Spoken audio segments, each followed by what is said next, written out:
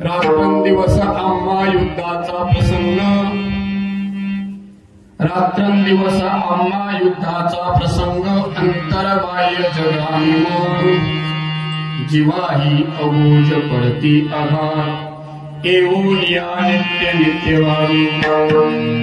तुका म्हणे तुझ्या नामाची आवळे, तुका म्हणे तुझ्या नामाची आवळे, अवघी यांचे केले काय तोंड, जीवाही अबोज पडते अघात, येऊन या नित्य नित्यवारी.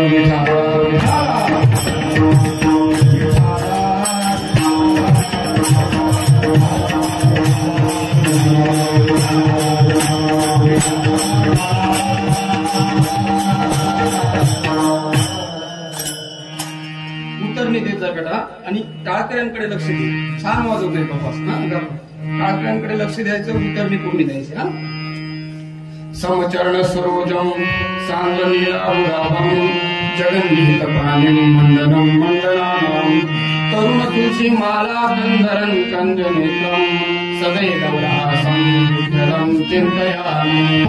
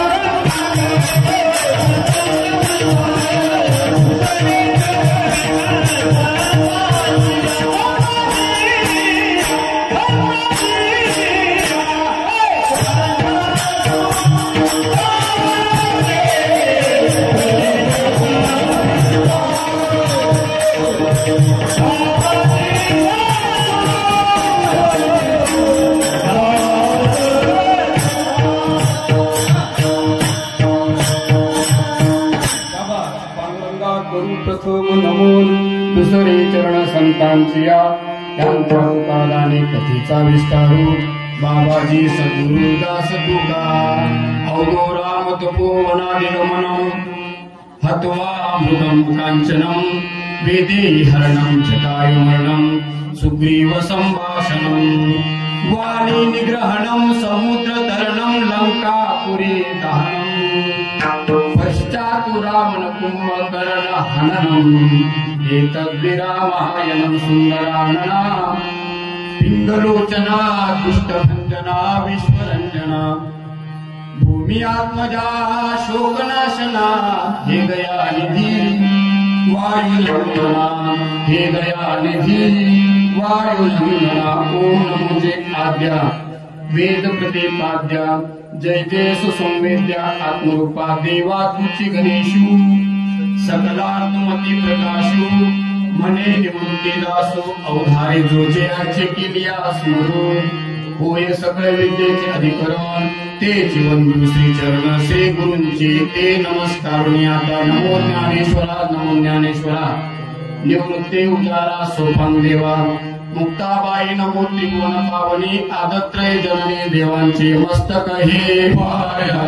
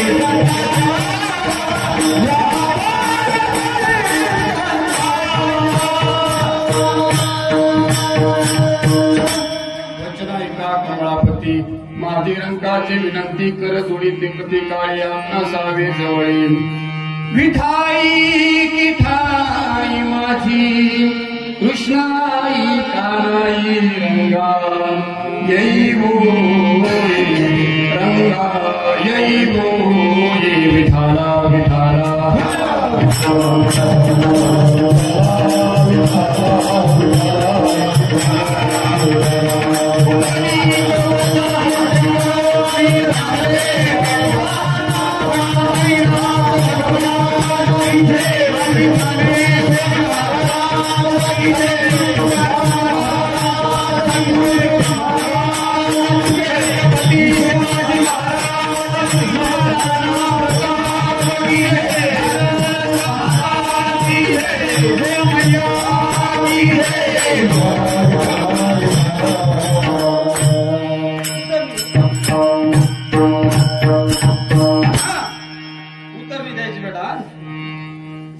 रात्रंदिवस आम्हा युद्धाचा प्रसंग अंतर्बाह्य जगानी मन जीवाई अघोष पडती आघात येऊन या नित्य नित्यवारो. आता याचा विचार कमी करा म्हणे. प्रस्तुत प्राप्त प्रसंगी प्राप्त स्थळी कीर्तन रूपी सेवेसाठी निवडलेला अभंग जगतबंधनीय जगद्गुरु संत श्रेष्ठ ज्ञानेश प्रिय देहू निवासी वैराग्याचे मूर्तिमंत पुतळे संत श्रीमंत जगद्गुरु तुकोबाराय यांचा 3 चरणाचा असून प्रस्तुत अभंगामध्ये तुकोबाराय जीवाला उपदेश करतायत. विठाला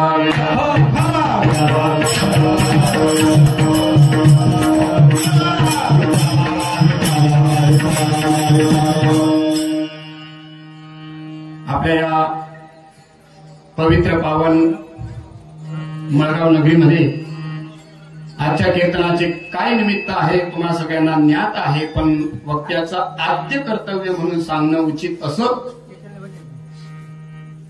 कैलासवासी लीलाबाई वजीसिंग सोळंकी यांच्या दशक्रियाविधी निमित्ताने आजच्या कीर्तनाचं आयोजन केलेलं आहे, प्रयोजन केलेलं आहे. त्यांच्या पश्चात त्यांचे मुलं श्री तुकाराम वजीसिंग सोळंके, श्री युवराज वजीसिंग सोळंके, त्यांचे दीर श्री वामन सुकडू सोळंके, त्यांच्या परिवारामध्ये त्यांचे पुतणे देखील आहेत. सुभाष भीमसिंग सोळंके, निम्मा अंबर सिंग सोळंके, इंदर अमर सिंग सोळंके, श्री रमेश गुलाब सोळंके, श्री प्रवीण भगवान सोळंके, संदीप भगवान सोळंके, श्री सुभाष का शुभम एकनाथ सोळंके हा नातू आहे आणि परत पुतण्या आहे नितीन वामन सोळंके. सुंदर असा परिवार आहे. मावशींच्या मागे त्यांचे मुलं मुली, मुलगी पण होती ना आईला, एक मुलगी, जावई, नातवंड, असा वटवृक्षासारखा फुललेला हा संसार. आणि या संसाराचा निरोप घेऊन आजींना जवळजवळ आज काल 10 दिवस पूर्ण झाले. आजचा 11वा उद्या तुमचा गंधमुक्तीचा कार्यक्रम, बरोबर आहे की नाही? तर आजींच्या उपकारातून उतराई होण्यासाठी आजींनी केलेल्या उपकाराची जाण ठेवून या परिवाराने भगवत चिंतनाचा आजचा कार्यक्रम ठेवलेला आहे. का करावं भगवंताचं चिंतन, का करावं कीर्तन, का करावं प्रवचन, याचं मागचं कारण असं आहे. गेलेल्या जीवात्म्याच्या निमित्ताने आपण जर काही विधी करत असणार, त्या विधीमध्ये जर काही उणीव झाली असेल, ते उणीव पूर्ण करून घेण्याचं काम हे भगवत चिंतन करतं. म्हणून कीर्तन आणि प्रवचन दशक्रिया विधीला पुण्यतिथीला केलं गेलं पाहिजे. त्याचं हे शास्त्रीय कारण आहे. एकदा सगळ्यांनी प्रेमाने भजन करा. विठाला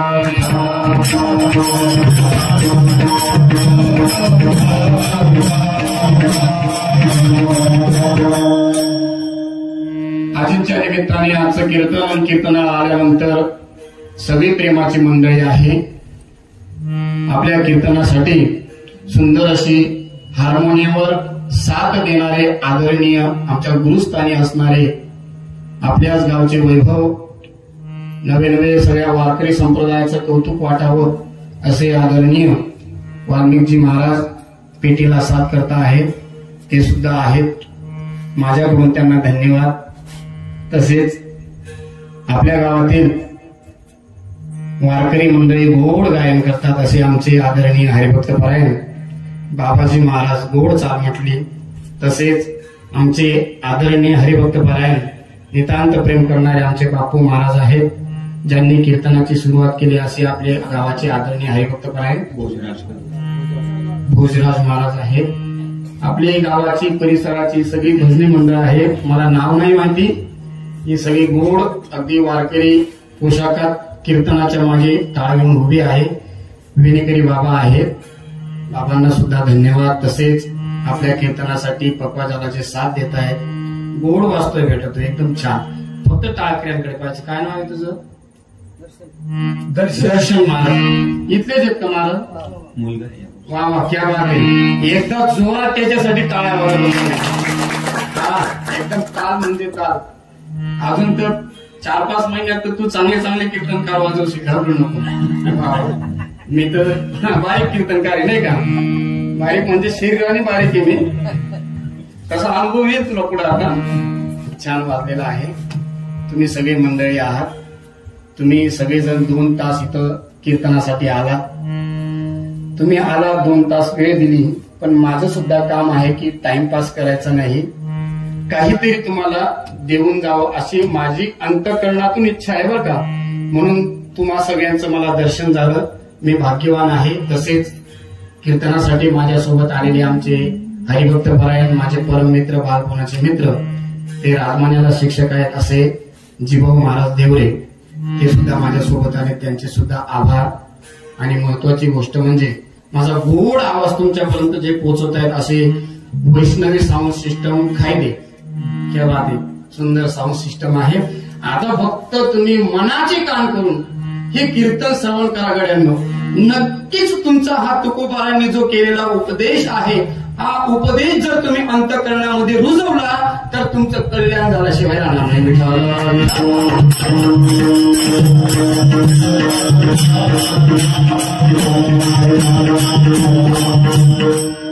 का करावं कीर्तन? आणि कीर्तन केलं पाहिजे बरं का. कलियुगामध्ये कीर्तनाला खूप महत्व आहे. मी प्रस्तावनेमध्ये नेहमी सांगतो, कारण कीर्तनाशिवाय पर्याय नाही बरं का. माता माऊली आहेत, तुम्ही सगळे ज्येष्ठ श्रेष्ठ आहात. आज जर तुम्हाला समाज घडवायचा असेल, चाललेली जी ही परिस्थिती आहे, या परिस्थितीला जर तुम्हाला वाटत असेल की आमचं लेकरू बळी पडू नये, त्याच्या जीवनाचा ऱ्हास होऊ नये, तर हात जोडून पाया लागून तुम्हाला विनंती करतो की मुलांना आणि तरुणांना कीर्तनात पाठवा.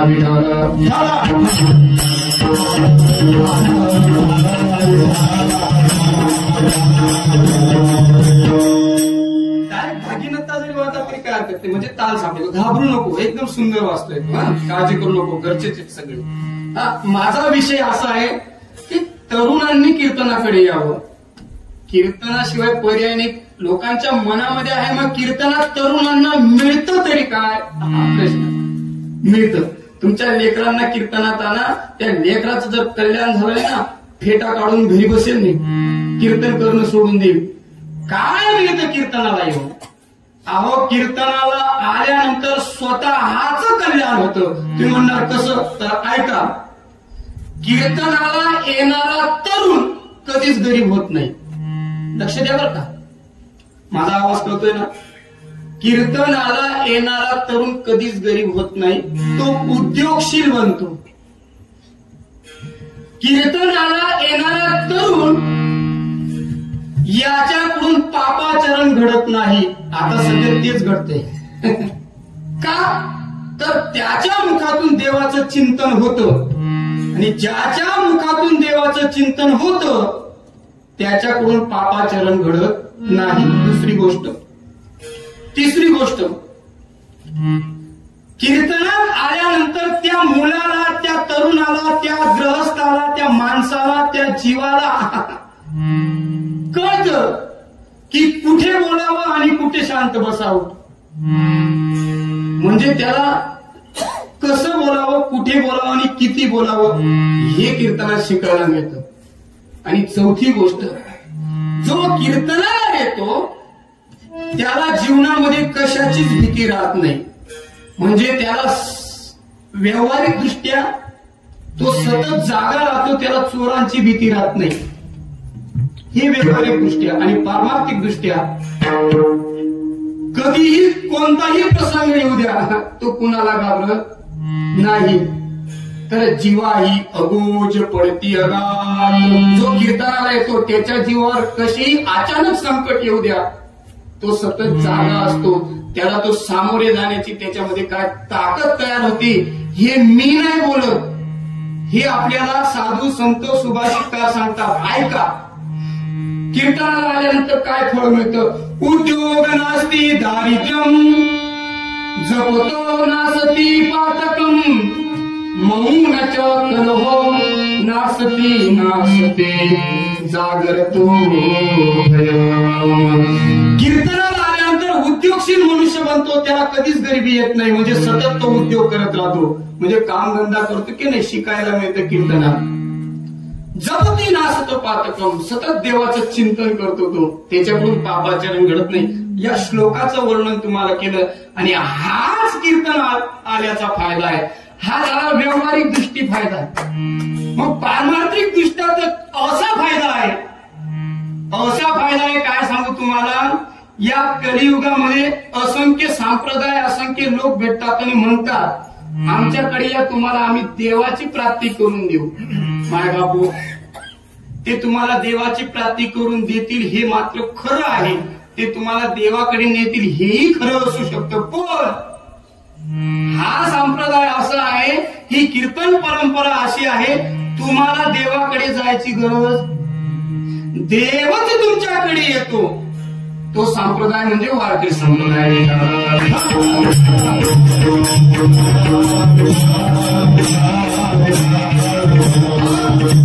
कीर्तनात देव येतो बर का, कीर्तनामध्ये देव येतो. कारण कीर्तनात देवाला आणण्याची ताकद संतांमध्ये होती.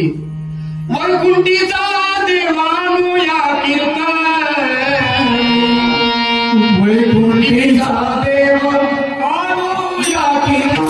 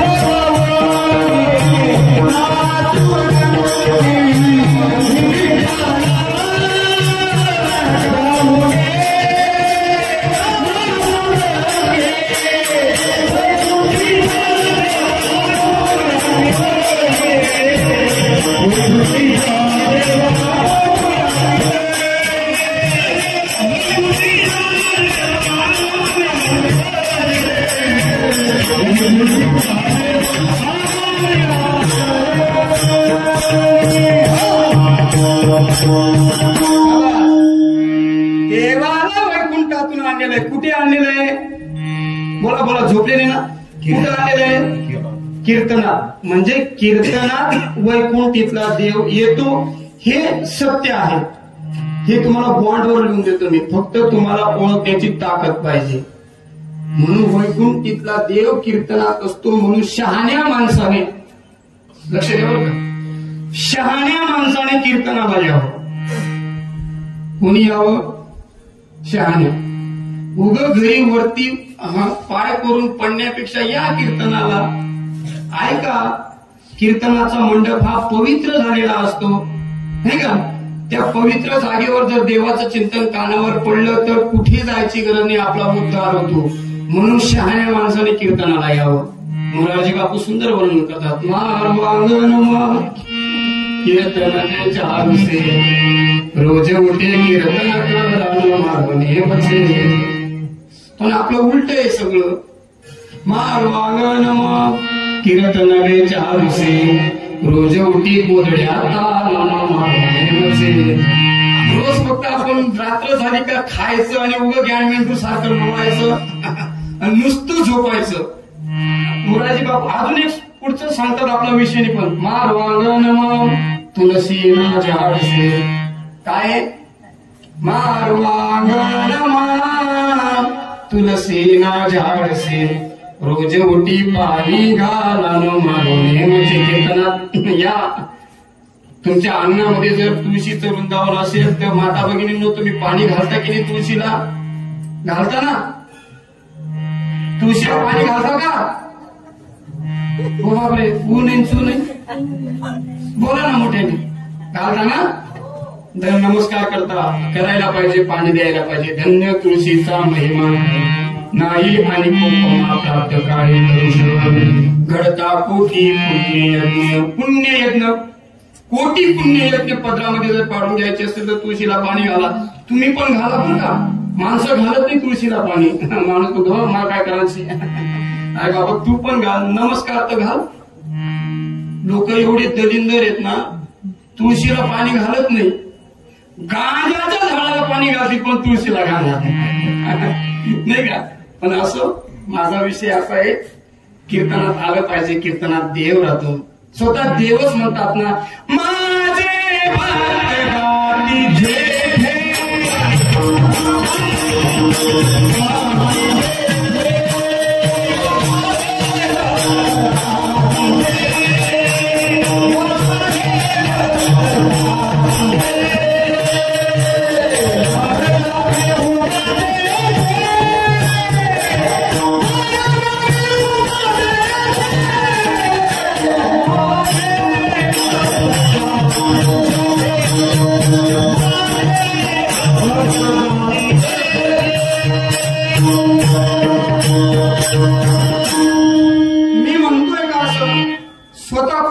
भगवान श्रीकृष्ण म्हणतायत की माझे भक्त गाती येते आणि नारायणी उभा येते. जर देव कीर्तनात उभा राहत असेल तर तुम्ही आम्ही घरी झोपलं पाहिजे का? ऐका ना, घरी झोपलं पाहिजे नाही, कीर्तनात आलं पाहिजे. कारण कलियुगामध्ये जर सार असेल तर कीर्तन सार आहे. कलियुगामध्ये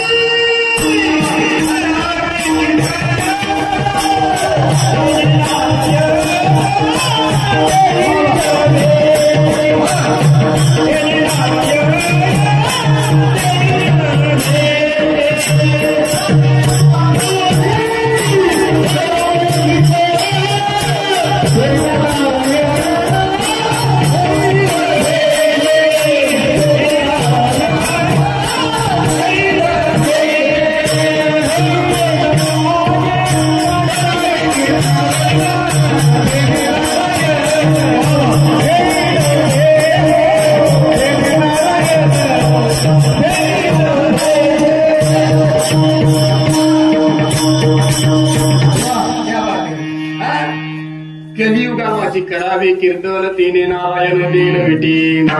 कीर्तन सार कलियुगामध्ये ज्ञानसार नामसार सर्व माझी.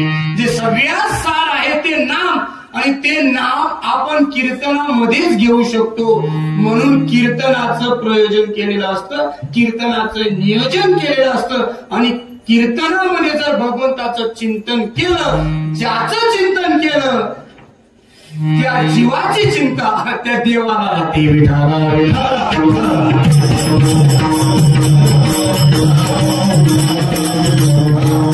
आणि याच कीर्तनाच्या माध्यमातून जगद्गुरु तुकोबाराय तुमच्या आमच्या सारख्या सामान्य जीवाला उपदेश करतायत.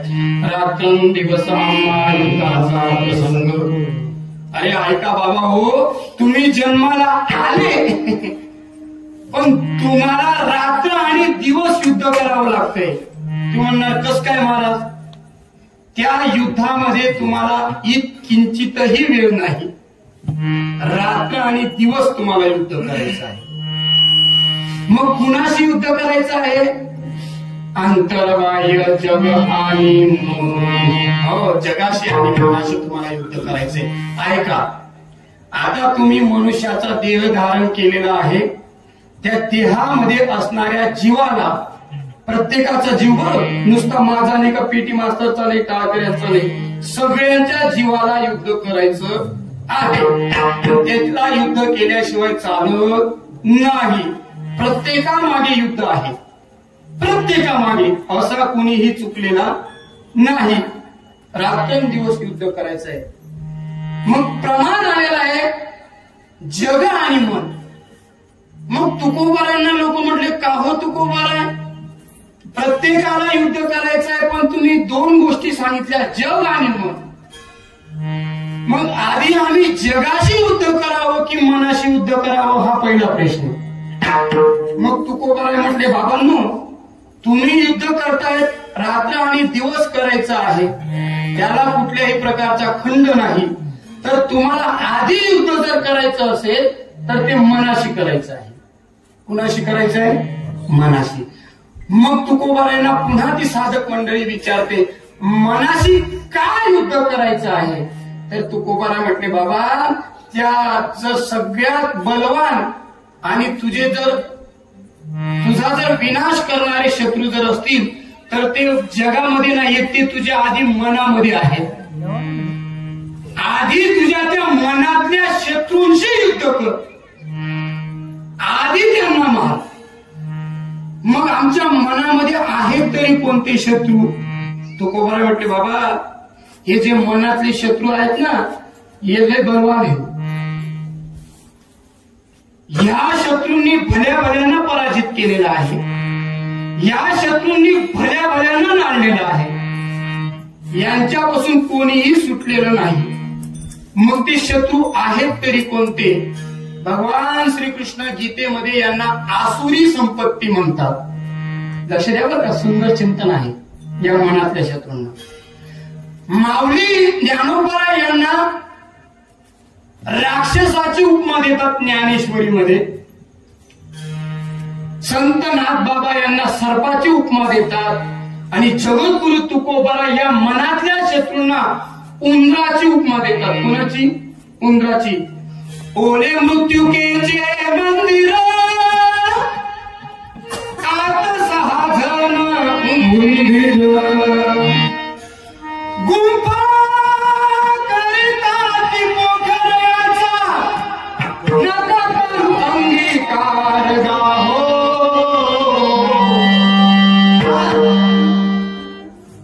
6 शत्रू आहेत तुमच्या अंतःकरणामध्ये. त्यांना उर्मी म्हटलेलं आहे, त्यांना षड उर्मी म्हटलेलं आहे, त्यांना षड वैरी म्हटलेलं आहे. मग ते कोणते आहेत? ऐका, काम, क्रोध, लोभ, मद, मत्सर आणि अहंकार. आधी या शत्रूशी तुला युद्ध करायचं आहे. मग या शत्रूंशी युद्ध करण्यासाठी लय बलवान व्यक्ती लागतो. बरं, लय मुरलेला योद्धा पाहिजे तिथं. असा पळकुट्या युद्धाली पाहिजे, एकदम मातरभर योद्धा पाहिजे. कारण या शत्रूंपुढे भल्या भल्यांनी नाग्या टाकल्या. या शत्रूंपुढे इंद्राणी नाग्या टाकल्या. या शत्रूपुढे चंद्राणी नाग्या टाकल्या. या शत्रूपुढे ब्रह्मदेवाने नाग्या टाकल्या. अहो, शंकर सुद्धा सुटले नाही. इंद्रा पडली मागे,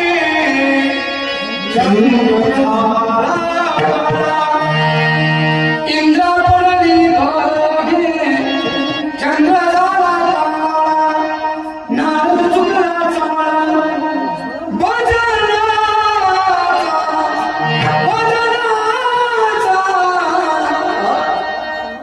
नारदजी सुद्धा या शत्रूपुढे काय हार मानावी लागली. भयानक शत्रू आहे. त्यातल्या त्यात हा जो 1 नंबरचा शत्रू आहे ना, एकदम सुंदर चिंतन आहे का, तुम्हाला बरोबर पटवून देईल मी या जीवाचं काय होतं ते. उपदेश करतायत तुकोबारा आहे. या शत्रूंमध्ये जो पहिला नंबरचा शत्रू आहे ना, काम नावाचा, आधी त्याला मारा. विठाला विठाला.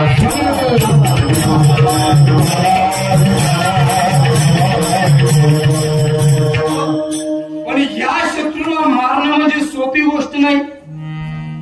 हा हा शत्रू बलवान आहे, याने भल्या भल्यांना नाळलेला आहे. तुमची आमची काय गत. अभंगामध्ये 3 वर्ग पडतात. सुंदर चिंतन आहे बरं का, जाणकार लोक आहेत म्हणून सांगतोय, नाही तर टाइमपास केला असता. 3 वर्गांचं वर्णन केलेलं आहे. मृदू संवेग, मध्य संवेग आणि तीव्र संवेग. मृदू संवेग म्हणजे हे विकार पटकन ज्याच्या अंतःकरणामध्ये चाल करतात, ज्याच्यावर विजय मिळवतात, तो मृदू संवेग. त्या वर्गामध्ये तुम्ही आणि आम्ही जीव जातो, सामान्य मनुष्य. दुसरा वर्ग आहे मृदू संवेग. याच्याही अंतःकरणामध्ये हे शत्रू चाल करतात, पण त्या शत्रूंना थोडे कष्ट करावे लागतात. तुम्हाला उदाहरण देतो, ऐका. तुम्ही सगळे शेतकरी आहात, बरोबर. तुम्ही कापूस लावता का, म्हणजे काय म्हणता तुम्ही त्याला, कपाशी म्हणतो ना तुम्ही, कपाशी म्हणतो ना आपण. कपाशी लावली, कापूस वेचून घरामध्ये आणला आणि कोरडा कापूस आहे. त्या कोरड्या कापसामध्ये तुम्ही जर हात टाकला तर तो हात जाईल का थांबेल? सहज जाईल. कोरड्या कापसामध्ये, गोणीमध्ये जाईल की नाही? जसं कोरड्या कापसामध्ये आपला हात सहज जातो, तसं हे विकारचे शत्रू आपल्या अंतःकरणात सहज प्रवेश करतात, सहज विजय मिळवतात ते आपल्यावर, म्हणजे सामान्य जीव.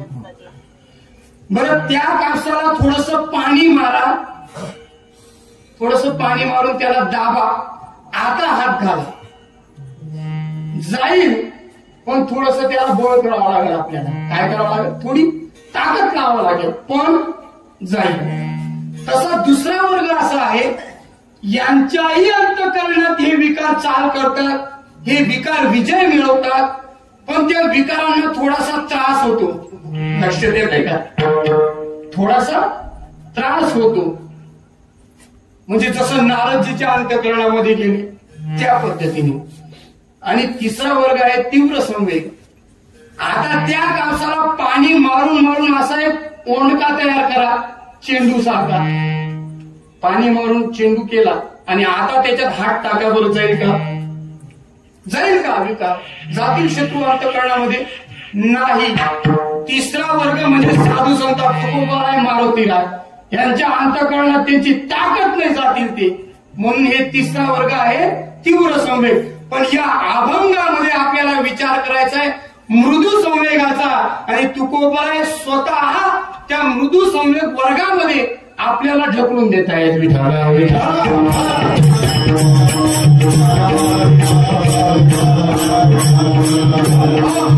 म्हणजे माझा विषय असा आहे, हे शत्रू जातात पण त्यांना थोडासा त्रास होतो. मग पहिला जो शत्रू आहे काम नावाचा, हा बलवान आहे बरं का. हा जात ना, हा लई जबरदस्त आहे. हा काम नावाचा येडका, याने भल्या भल्यांना धडक दिली. येडका मदन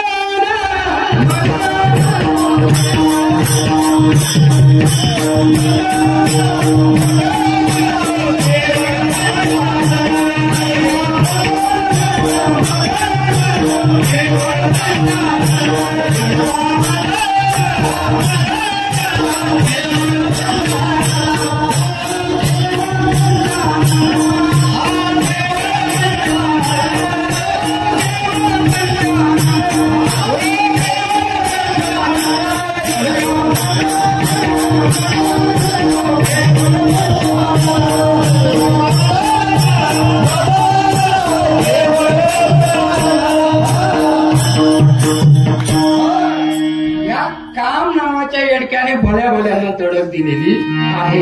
या काम नावाच्या शत्रूने चांगल्या चांगल्यांवर विजय मिळवलेला आहे. सांगण्याचं तात्पर्य, आधी त्याला मारा.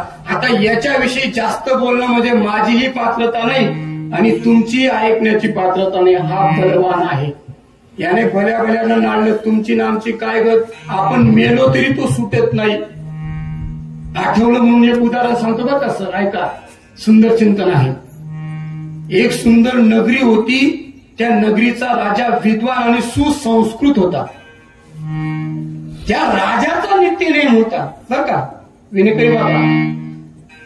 सकाळी 5 वाजले की आपल्या नगराला तो प्रदक्षिणा घालीत होता बर का माऊली. तो राजा नगराला प्रदक्षिणा घालीत होता. पण एक दिवस काय झालं, एक म्हातारं जोडपं सकाळी सकाळी मस्त हातात हात घालून चाललं होतं आणि ते पाहायला राजाने. आता पाहिलं म्हटल्यानंतर त्या आजोबाने राजाकडे पाहिलं आणि त्या आजोबाला कळालं की 100% राजा आपल्याला राज दरबारात बोलवतील. ते म्हातारं जोडपं घरी आलं, घरामध्ये बसलं, दरवाजा बंद केला आणि तेवढ्याच दरवाजावर थाप पडली. हॅलो, कोणी शेका घरात नाही का? दरवाजा उघडला. आजोबांनी पाहिलं कुणाला? त्या राजाच्या शिपायाला. म्हटले तुम्हाला बोलवलं. कुणी? राजाने. म्हातारा हुशार होता, लय पानकाळे खाल्लेले होते त्याने. राजाने बोलवलं का शिपायांना म्हटलं तुम्ही व्हा पुढं. आलो. म्हातारा आजीला म्हटलं का ग आता राजाने बोलवलं, आपल्याला शिक्षा झाल्याशिवाय राहणार नाही, काय उत्तर द्यावं, काय करावं? दोघं हुशार होते. म्हातारी म्हटली एक काम करा, आतल्या घरात जा आणि धान्याच्या पोत्यात हात घाला आणि एक मूठ धान्य द्या. घेतलं धान्य एका मुठी. म्हटले आता चुल्याजवळ जा आणि चुल्यामध्ये काय राहते? काय राहते चुल्यामध्ये? चुला आहे का तुमच्याकडे? आता चुला चित्र काढून सांगावं लागतं मुलांना, याला चुला म्हणतात. आता चुला माहिती नाही, जाऊ द्या, माझा विषय तो नाही. आता मुलांना चुला माहिती नाही बरं का. चूल म्हणतो ना आपण, ते माहितीच नाही. सगळा गॅसच आहे नुसता, बुरबुर बुरबुर बुरबुर आणि फुरफुर फुरफुर फुरफुर. कधी जाईल तो सांगता येत नाही. असं चुल्यातली राख एका मुठीमध्ये घेतली आणि दरबारात गेला. बाबा आले दरबारात. राजा सिंहासनावर बसलेला आहे, चारी बाजूला शिपाई आहेत आणि राजा म्हणतो का हो बाबा, काय संस्कार घ्यावे तुमच्याकडून तरुणांनी? सकाळची वेळ होती, भगवंताचं चिंतन करावं, ते दिलं सोडून आणि कुशाल म्हातारीच्या हातात हात घालून नटून तटून चालले म्हटले तुम्ही. हा, अगदी दुलट घालत चालले तुम्ही. अजून तुमच्यातले विकार मिळले नाही का? अजून तुमचं काम गेलं नाही का? कोण म्हणतोय? राजा. आजोबा म्हणतात राजे नाही गेला ना तो काम. अरे कधी जाईल? कधी जाईल? धान्याची मूठ भरली होती, तो हात पुढे केला, सांगितलं राजे जोपर्यंत हे मूठभर मी धान्य खात आहे तोपर्यंत हा काम जाणार नाही. मग राजे म्हटले मग कधी जाईल हा तुमचा काम नावाचा शत्रू, हा विकार? दुसरी मूठ उघडली आणि दाखवली राजे जोपर्यंत माझी मूठभर राख होत नाही तोपर्यंत माझं काम जाणार नाही.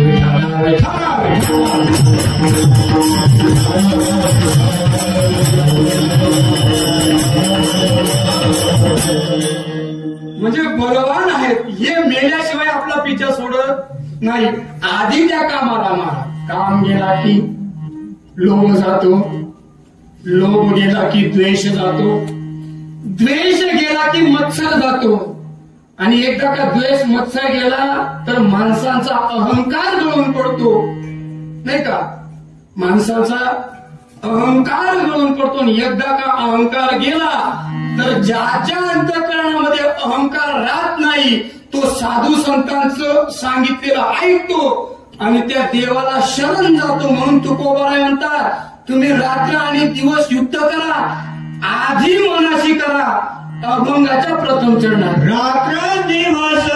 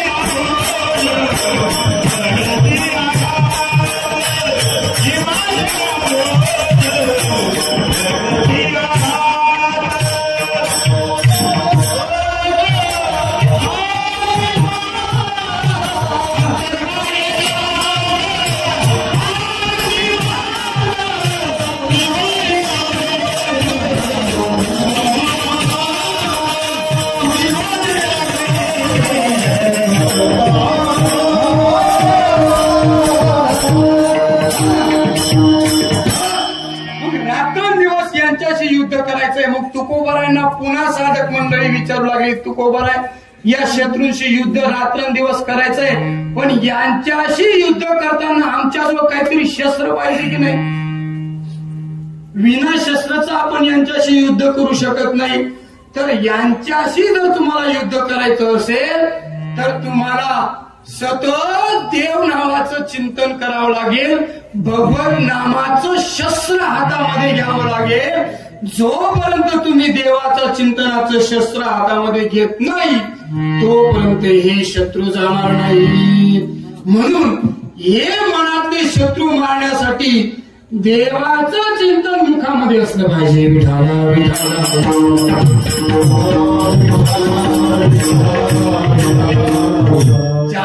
ज्यांच्या मुखामध्ये सतत देवाचं चिंतन आहे त्यांनी या शत्रूवर विजय मिळवलेला आहे. तुकोबारायांनी विजय मिळवला, सहज मिळवला का? नाही.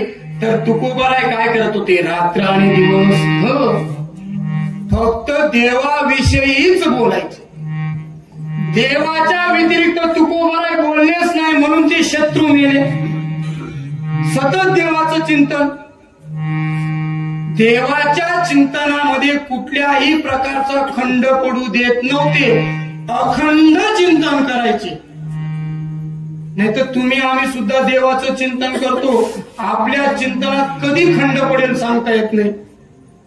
कारण आपण सगळं पाखंडी वृत्तीने चिंतन करतो, म्हणून खंडन पडतं. साधा हरिपाठ जरी आपण म्हणतो तरी ते आपल्या हरिपाठामध्ये दुसरंच काहीतरी बरवतो. आपण हरिपाठ म्हणतो, देवाचे द्वारी उदाक्षण घरी तेने मुक्तीच्या झालेल्या पप्या. आता हरिमुखी म्हणा, हरिमुखी म्हणा, तुम मायने म्हणा, चाठी दे म्हणा, असा आपला हरिपाठ. कसे मारतील बरं शत्रू? अहो चिंतन कसावं लागतं देवाचं, फक्त सतत त्याचं चिंतन, त्याच्या व्यतिरिक्त बोलणंच नाही. तुकोबाराय स्वतःच्या पत्नीशी जरी बोलले तरी देवाविषयी बोलले. देव पहावया करी ओ स्वायास न करी आस नाशिवंत. अगावले या नाशिवंत शरीराची आस धरू नको, त्याचं चिंतन कर. कुणाशी बोलताना? पत्नीशी. तुमचं बसलेल्यांचं जवळजवळ सगळ्यांचं लग्न झालेलं आहे की नाही? आहे ना? हाय, झालंय तर लाजू नका ना. हाय ना झालेलं. तुम्ही बोलता का तुमच्या पत्नीशी? काय बोलता? खरं सांगा, शपथ घेऊन सांगा बरं. मला रात्रीचा प्रवास करावा लागतो, माझी गाडी पंक्चर होईल खोटं बोलली तर. काय बोलता तुम्ही संसाराचं बोलता, हो प्रपंचाचं बोलता. तुझ्या बापाने काय दिलं? तुला निळ्याचा पिवळा केला तेच महत्वाचं आहे. आता पिवळं होणं म्हणजे काहीतरी भाग्य. आता पिवळं सुद्धा होणं सुद्धा कठीण गोष्ट आहे. माझा विषय तो नाही. बायकोशी बोलताना देवाविषयी बोलले नाही का? म्हणून शत्रू गेले. शस्त्र कसं होतं ना, एवढंच नाही, साधू संत पशु पक्ष्यांना जरी भेटले तरी देवाविषयी बोलले. माऊली ज्ञानोबा कावळ्याशी बोलताय, पहिलं तो गे काव पोकत आहे, शकून गे माये सागत आहे, सागत आहे. उड उड रे गाव तुझे सोन्याने म्हणवी कावळ्या सांग ना, तो पंढरीचा पांडुरंग परमात्मा माझ्या घरी कधी येईल? कुणाशी बोलताना? का शत्रू मरणार नाही अंतःकरणातले? अहो वृक्ष झाडा झुडपांशी बोलताना सुद्धा देवाविषयी बोलले. वृक्षवरी आम्हा सोय रे देवाविषयी बोलले. हो स्वतःच्या मनाशी बोलताना देवाविषयी बोलले. मनात येते धाव घेई राही विठोबाचे बाई. अरे म्हणा देवाच्या पायाजवळ राहा. कुणाशी बोलताना? बोला बोला, झोपू नका. कुणाशी बोलताना? मनाशी. कुणाविषयी बोलले? तुम्हाला मन आहे का? प्रत्येकाला आहे ना? तुम्ही म्हणणार हाय महाराज, पण ते कीर्तनात नाही, ते घरी काय करू राहिलं? महाराज मनाशी बोलणं सोपं नाही. मन अवघड असतं. तुम्ही जरी इथं कीर्तनात दिसताय पण तुमचं मन कीर्तनात नाही. तुमचे डोळे लागू राहिले, मन गेला हवेत. मन चंचल चपळ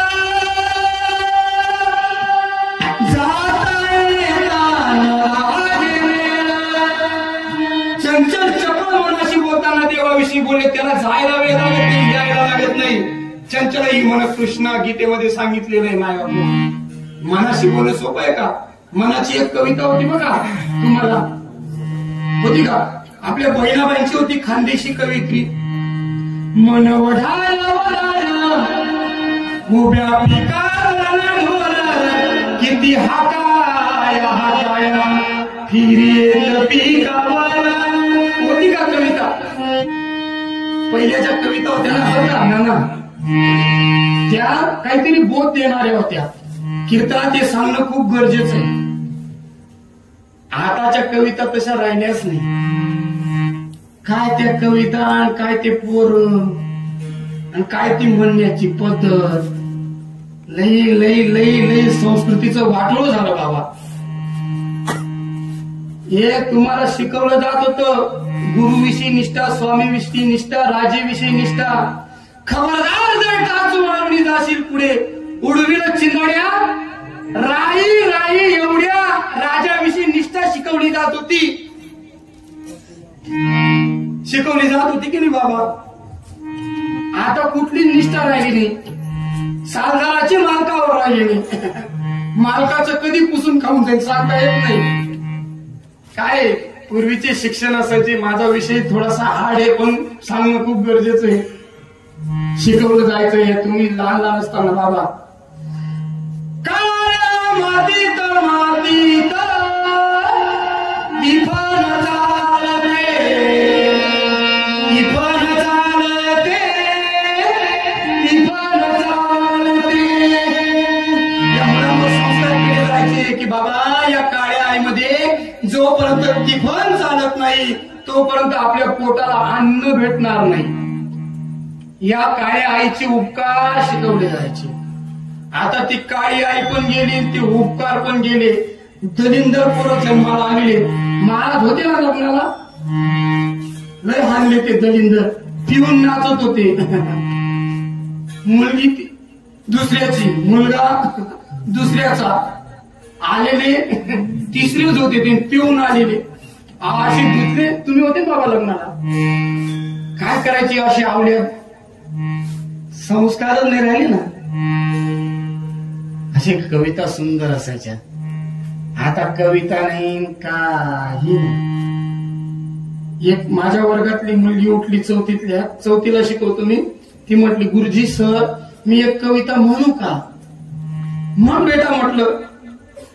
आणि जेव्हा तिने कविता म्हटली बाबा मी थंडागारच झालो. ऐकायची की तिची कविता तुम्हाला? सुंदर चिंतने ऐका, तुम्हाला बरोबर घेऊन जाईल मी.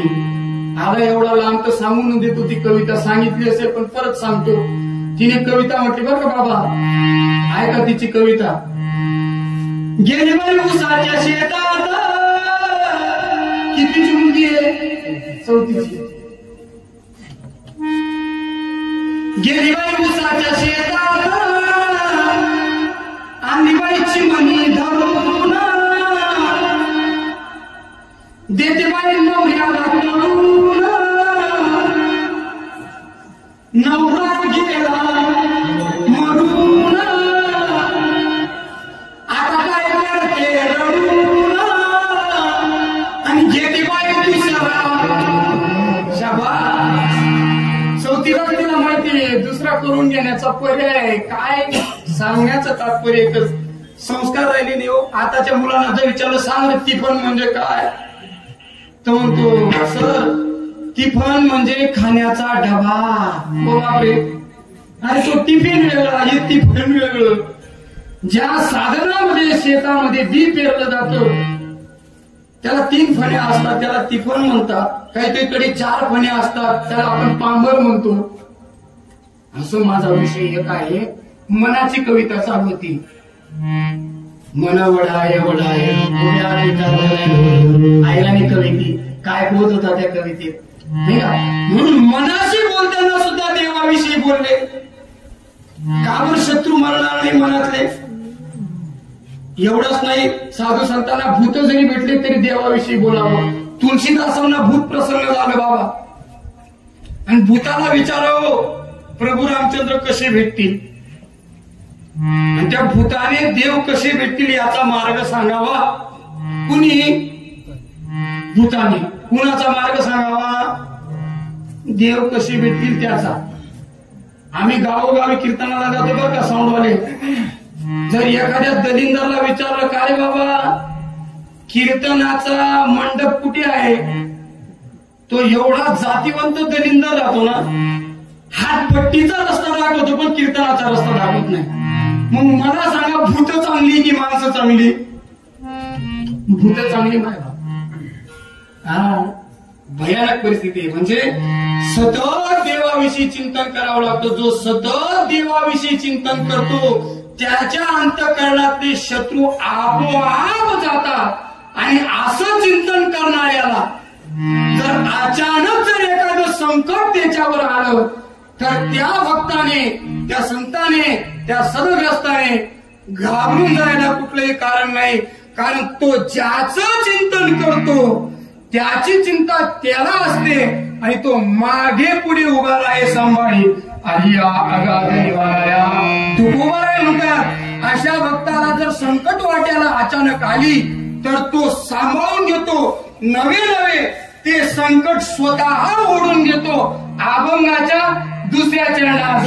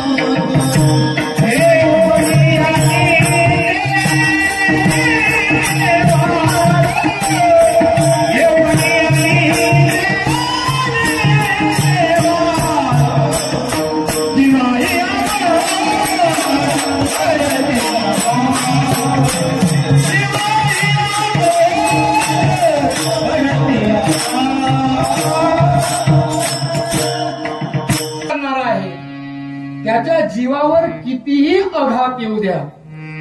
अर्जुन युद्ध करत होता, युद्ध करत असताना अर्जुनावर असे बलवान शस्त्र सोडलं जात होतं, पण सगळे शस्त्र स्वतः देव आपल्या अंगावर घेत होता. कारण युद्ध चालू होतं ना अर्जुनाचं. तसं तुकोबाराय म्हणतात की बाबा तुला युद्ध करायचंय, रात्र आणि दिवस करायचंय, मनाशी करायचं, आधी मनाचे शत्रू मार. आणि हे शत्रू मारत असताना जर तुझ्यावर संकट आलं तर ते संकट मी स्वतः ओढून घेईन. आणि संकट ओढलं बरं भगवंताने. तुम्हाला प्रमाण देतो, उच्च नीच काही नेने भगवंता तिष्ठे भावपुत्र कन्या विदुराच्या लक्षी दैत्या घरी रक्षी प्रल्हादासी. प्रल्हादाचं रक्षण केलं. कुणाचं रक्षण केलं? प्रल्हादासी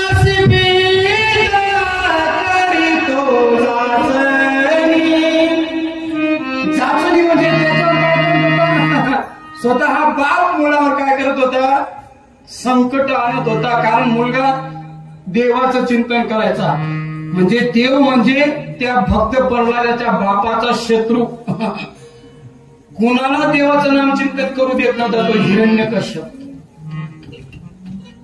स्वतःचा पोटाचा गोळा चिंतन करू लागला, पण त्याने स्वतःच्या पोटाच्या गोळ्याला सुद्धा सोडलं नाही. मा बाप काय केलं भक्त प्रल्हादाला? मारण्याचा प्रयत्न केला, मारलेल्या हत्तीच्या पायाखाली तुडवलं, कडेवरून लोटून दिलं, उकळत्या तेलाच्या कढईत टाकलं, पण काहीही झालं नाही. स्वतःच्या बहिणीला सांगितलं याला पेटव म्हटले. कोणती होलिका, पण भक्त प्रल्हादाच्या केसाला सुद्धा धक्का लागला नाही. का लागला नाही? कारण चिंतन कोणाचं होतं? त्याचं होतं. मीराबाईच्या बापाने विष दिलं होतं. विष का प्याला राणाजी ने भेजा, विष का प्याला राणाजी ने भेजा, पीवत मीरा बापाने विषाचा प्याला दिला आणि हसत हसत मीराबाई प्याल्या. माहिती होतं ना, मी जरी विष प्याली पण मला काहीच होणार नाही, तो माझा आहे ना मस्त. कारण देव चिंतन तसं होतं मीराबाईचं. काय चिंतन आणि काय भाव. डोईचा पदर आला खांद्यावरी, भरल्या जाई भरल्या जाई पग घुंगरू बांध मेरा पग घुंगरू बांध मेरा नाचूंगी नाचूंगी नाचूंगी नाचूंगी नाचूंगी मैं तो हरि गुण गावते नाचूंगी नाचूंगी मैं तो हरि गुण गावते नाचूंगी. नाचली मीराबाई. राजाची मुलगी होती, बाजारात गेली पण देवाच्या चिंतनात नाचली. नाही तर आपली शांताबाई नाचते कुठं डीजे समोर. आता वेगळंच फॅट आहे. त्या हळदीला अख्ख्या बाया नाचून राहिल्या बुवा. काय नाचावं, कीर्तनात नाचावं माय बापू. त्या मीराबाई सारखं आणि राधे सारखं प्रेम करावं देवावर, तेव्हा तो संकट हरण करतो. काय राधाचं आणि मीराचं प्रेम. एक राधा एक मीरा दोनों ने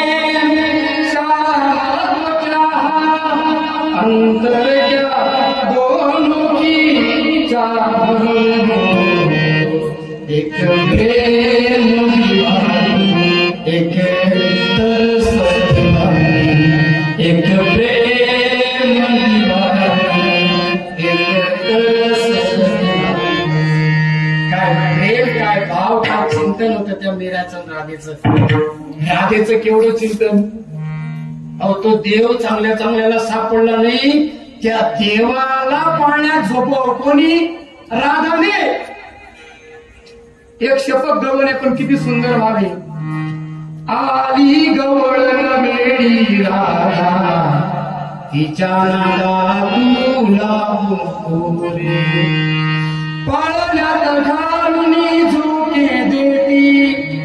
ती काय करते? पाण्यात घालते, झोके देते. कुणाला? त्या देवाला. आता मुळी तू रडू नको, कृष्णा तुला ताकीद करते, घरी कुणाच्या. आई म्हणते कुणाच्या घरी, त्याच राधेच्या घरी तरी जाऊ नको. आणि देव राधेकडे गेल्याशिवाय राहत नव्हती. कारण राधेचं अंतःकरण शत्रू विरहित होतं, निर्मळ होतं. कारण देवाचं चिंतन तसं होतं ना.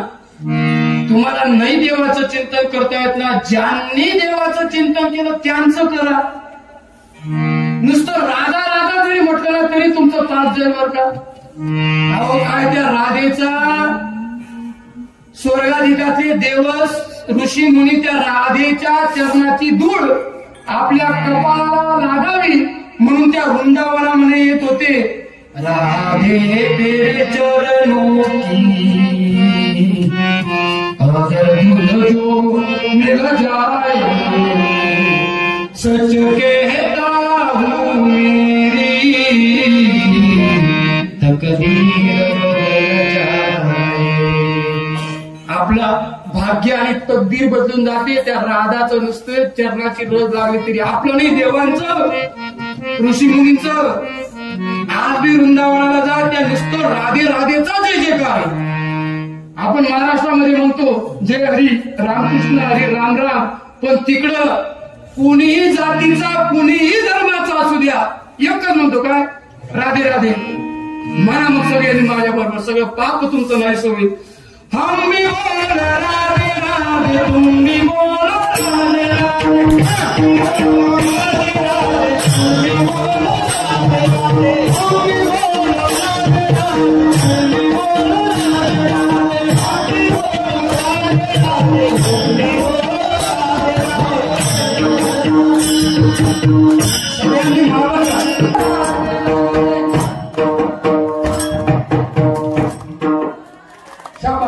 हम भी बोल राधे राधे, तुम भी बोल राधे राधे. वाह काय गोड आवाज. आता मला ज्यांचा आवाज ऐकूया, तुमचा नाही कुके सारखा गोड होता. राधे राधे वाह, हम भी बोल राधे राधे, तुम भी बोल राधे राधे. बोला काय बोला, सगळ्यांनी बोला.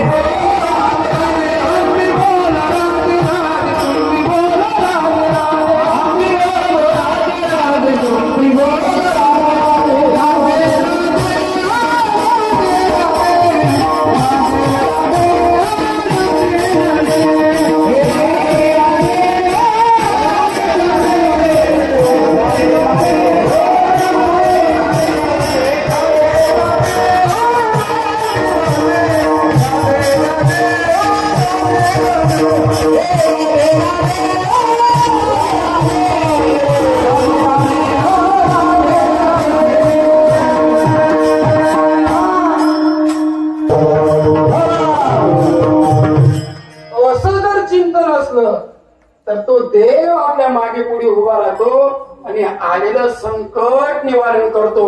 किती उदाहरण येतो देवाचे तुम्हाला सांगतो. ऐका, एक सुंदर प्रमाण आहे.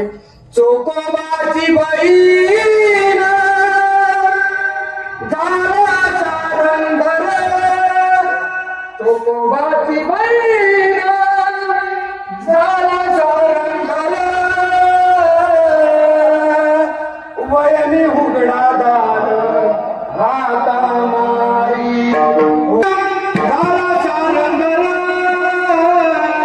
वयनी उघडा दार. चोकोबाळांच्या घरामध्ये जाऊन चोकोबाळांच्या पत्नीचं बाळांपण करणं. आता बाळांपण करणं सोपं आहे का?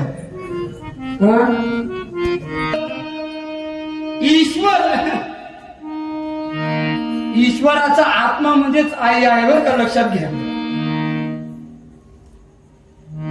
आणि त्या आईचे उपकार आपण विसरतो.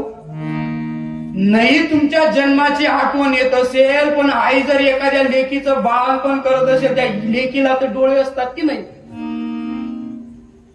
त्या डोळे उघडे करून बघा आई आपल्यासाठी काय करते. जीवाचं रान आई करते.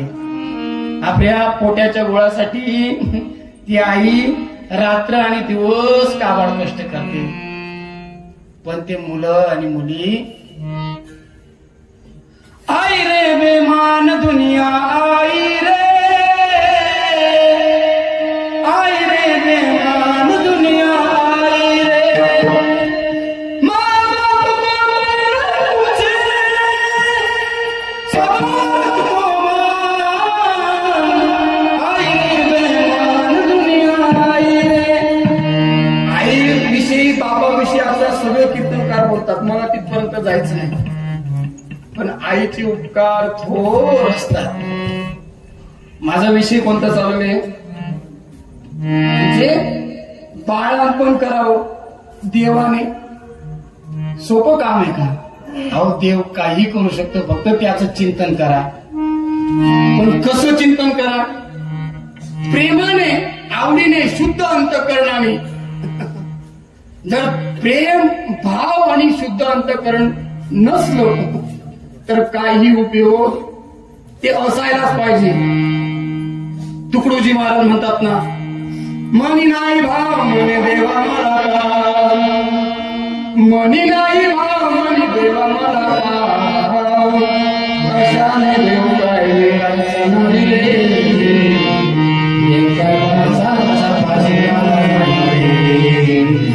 काय सोन्या चांदीचा देव त्याला चोरांचा भेव, सोन्या चांदीचा देव त्याला चोरांचा भेव, अशाने देव काय यायचा माहिती, देव काय लाकडाचा देव त्याला अग्नीचा भेव, लाकडाचा देव त्याला अग्नीचा भेव, अशाने देव काय मिळायचा नाही रे, देव काय माणसाचा भाजीपाला, देव काय माणसाचा भाजीपाला. तुम्हाला जर वाटत असेल त्याने सुद्धा आपलं संकट हरण करावं. आता तुम्हाला लई उदाहरण दिले, जवळचं उदाहरण सांगतो. खायद्याचं संस्थान कोणाच्या नावाने आहे? वैकुंठवासी मास्तर बाबा. काय इतिहास आहे मास्तर बाबांचा? आपल्या या महामाता परिसरामध्ये मास्तर बाबांचीच परंपरा आहे बरं का. सुंदर काकडा असतो मास्तर बाबांच्या परंपरेतला. तुम्ही जर ऐकलं ना, कानोबा तुझी घोंगडी चालली, कानोबा तुझी घोंगडी चालली, आम्हासी का दिली वांगून रे, कानोबा तुझी घोंगडी चालली. ऐकलाय का तुम्ही आपला काकडा मास्तर बाबांच्या परंपरेतला? काय सुंदर काकडा आहे बाबा. माझे अचुडे बचुडे छपुडे गरारे उमरडे,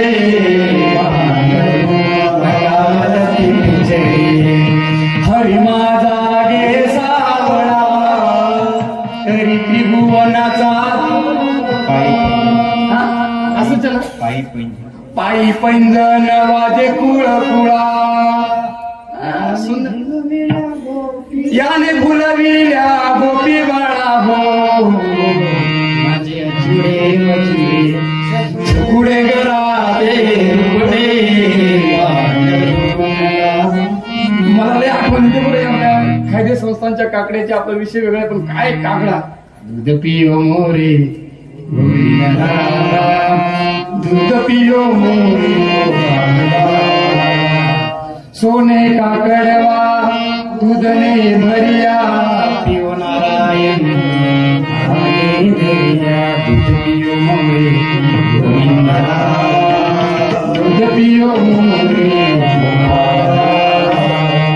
मंत्रमुग्ध होतं माणूस चिंतना. अशा मास्तर बाबांच्या जीव संकट आलं होतं मास्तर बाबांना. मास्तर बाबा पंढरपुरात आणि शाळेवर इन्स्पेक्शन साठी आले साहेब लोक. इन्स्पेक्शनला पण मास्तर बाबा शाळेवर हजर, आणि पंढरपुरात सुद्धा मास्तर बाबा. सांगायचं तात्पर्य हे, तुकोबारांचं प्रमाण जीवाही अगोजन पडती अघात, एवढ्या नित्य नित्यवारू नित्य येणार संकट तो भगवंत हरण करतो. तसं चिंतन झालं पाहिजे. मग कसं चिंतन झालं पाहिजे? सगळ्यांनी मांडी घाला आणि मग म्हणा विठोबा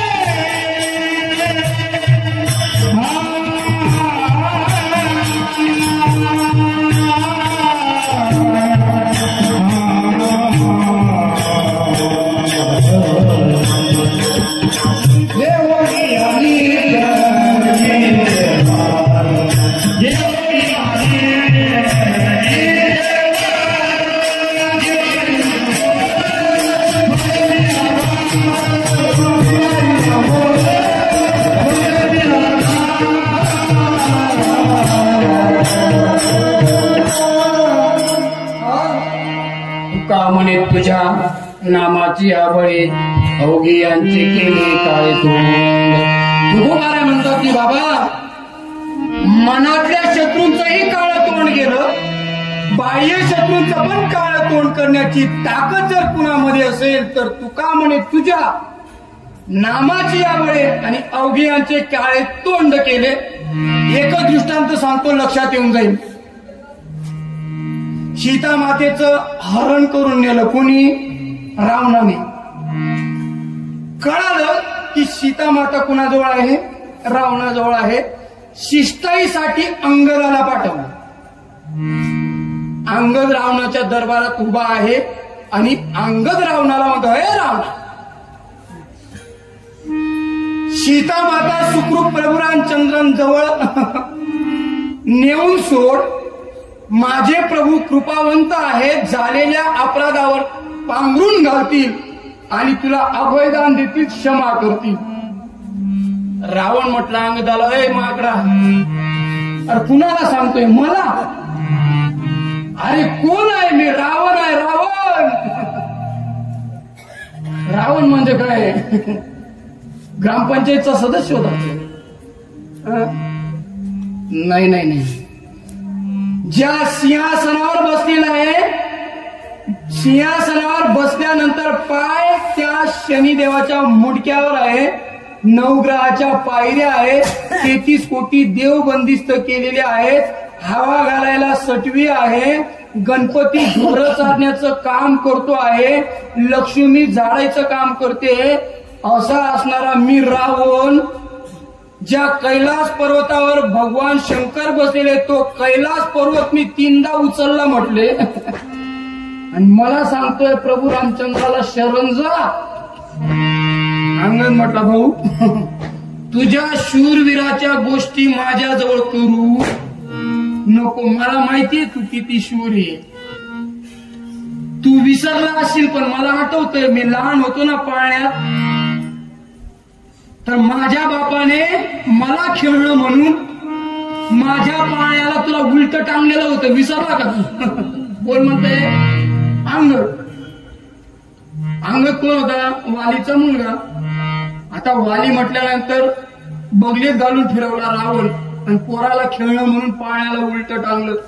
अरे माझ्या पाळण्याला तुला उलट टांगलं होतं, माझ्या लाथा खाल्ल्या रे तू. लाथा तर जाऊ दे म्हटले, मी अधून मधून तुझ्यावर अभिषेक बी केला म्हटले. आणि तुझ्या शूरवीराच्या गोष्टी मला सांगतो. सीता माता सुखरूपने जमणार नाही, जमणार नाही. रावणाला अहंकार होता की माझ्या सभेमध्ये बलाढ्य असे कोण आहेत? राक्षस आहेत. कुंभकर्णासारखा भाऊ आहे, मेघनाथासारखा मुलगा आहे, त्याला इंद्रजित म्हटलेला आहे. मेघनाथ म्हणजे जसा पाऊस पडतो तसा बाणाचा वर्षाव करायचा तो, म्हणून त्याला मेघनाथ नाव होतं. मला कशाची कमी आहे? अंगद म्हटला, अरे तुझ्या या सभेमधले शूरवीर हे शूरवीर नाहीत रे, हे काही कामाचे नाही. अरे तुला चॅलेंज देतो, तुझ्या सहित उजवा पाय उचलला आणि टेकला, माझ्या उजव्या पायाचा अंगठा जरी यांनी हलवला तरी सीता माता तुलाच म्हटले. काय म्हटलं अंगद? सीता माता तुलाच. सीता माता कोण होती? कुणाची पत्नी होती? आणि व्यवहार कोण करतोय? त्याला कारण बळीयाचे अंकित आम्ही झालो बळीवंत. अरे आम्ही त्या भगवंताचे दास आहोत आणि आमचा तो भगवंत बलवान आहे आणि त्याच्या अंकित आम्ही बलवंत झालेलो आहोत. सगळे थकले ना तिथं. शेवटी रावण उठला.